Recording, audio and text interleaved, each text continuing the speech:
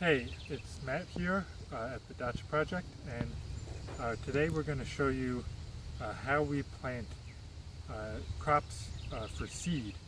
So I mentioned in my other video that in the intensive raised beds right in front of the house, I don't let anything go to seed because I don't want it to become weedy in those beds.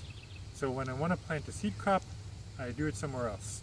And we're going to do it here on this big strip in our mixed annual perennial planting.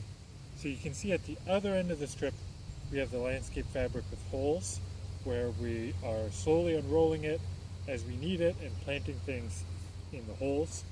And you can see, like I mentioned before, the swales on either side of the strip planted with blueberries. In fact, there's a blueberry plant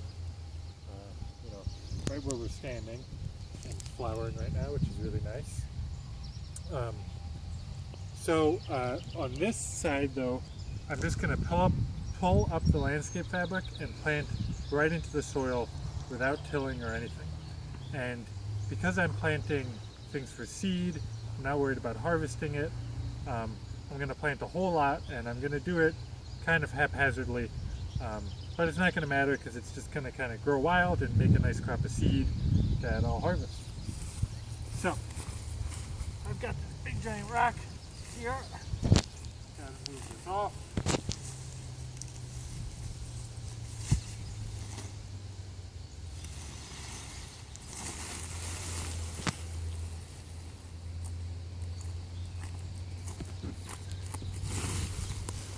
And you can see when we uncover it, sometimes there's a few things that it hasn't killed. If I was planting cabbages or something like onions, I'd go through with a hoe and I'd hoe this stuff out. But for these seed crops, like I said, because I'm just kind of letting them go wild, I'm not even going to bother really getting rid of this stuff. I'm just going to make some simple divots, and I'm going to do this throughout the whole thing, but for the video I'm just showing you a little bit. And in these I'm going to plant some cilantro to go to seed, and there's nothing special about this, just putting some cilantro in the divot.